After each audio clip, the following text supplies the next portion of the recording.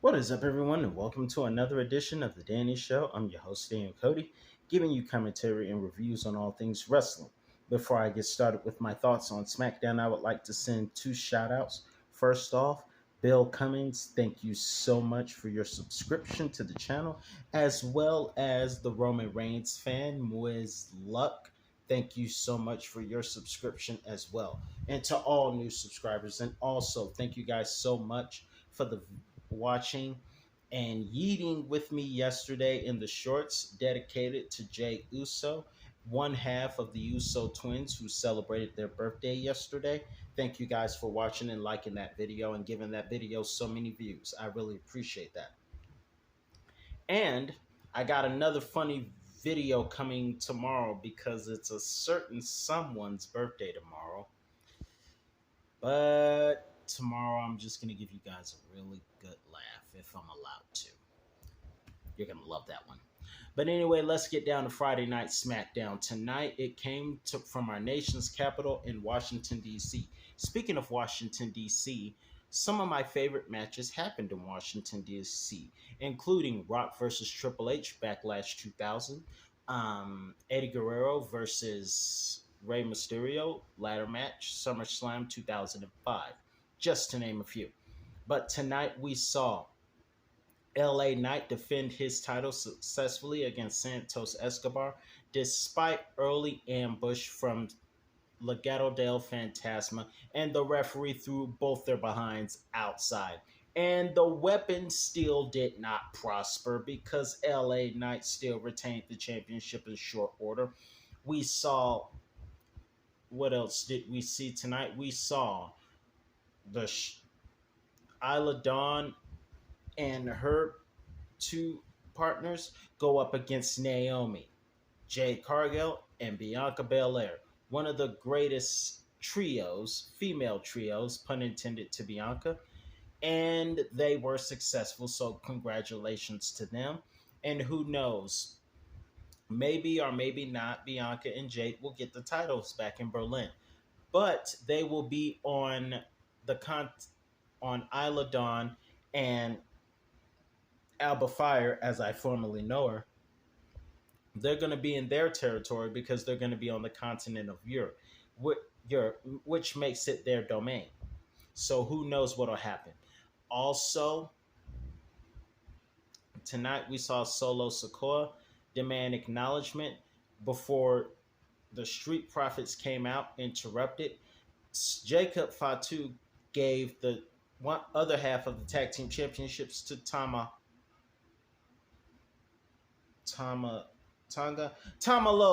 Loa. I get all those Tamas mixed up, so bear with me. But nonetheless, Jacob Fatu relinquished his half of the championship to Tonga Loa so that he can be the enforcer for Solo Sikoa. And like I said, for those of you who did not see that short earlier, I made a bold prediction about how the Roman Reigns Solo Sikoa rivalry would end. For those of you who have not seen my short, be sure to check that out.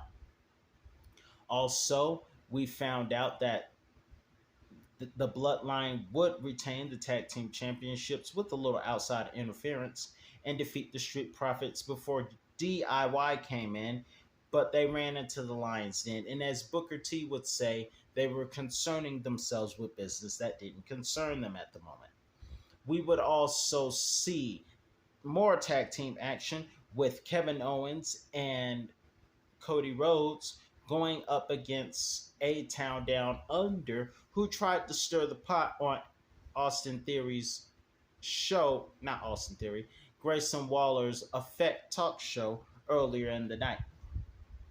But let's be honest, in my personal opinion, I think it's only a matter of time before Austin Theory finally puts his foot down and remembers that he has purpose before opinion. That's a sermon on the mountain. And also, Kevin Owens, after Cody and Kevin won the match tonight, Kevin Owens decided to play some mind games by making it look like he was going to hit Cody Rhodes with the championship, but give it to him. But I will still look over my shoulder when it comes to Kevin Owens because of his history. And I don't know how Sami Zayn deserved what happened in 2015, but he did apologize to Cody. Not Cody, Kofi. He apologized to Kofi, but he said everyone else had it coming and deserved it. I don't know how, but that's Kevin Owens. But something's telling me to watch out for Kevin Owens. We might get another heel run. I don't know. Nonetheless, an okay episode of Friday Night Smackdown. I thought Roman would be here, but he is not. But Roman Reigns is going to get back what's his because he is the only tribal chief. And I must say one more thing. Please don't spoil anything next week because I know they're going to do another repeat show. They probably have a show in progress right now so they can record another show and tape it for next week's episode of Friday Night Smackdown as they get ready to fly to Berlin.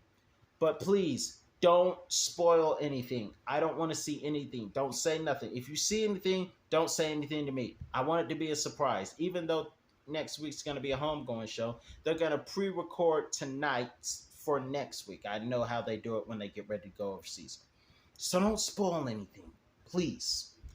Nonetheless, I'm your host, Daniel Cody. That's all the time I have for you today, and I'll be back with another review on all things wrestling. And stay tuned because I got a pretty, if fate's willing, I got a pretty funny video for you guys tomorrow.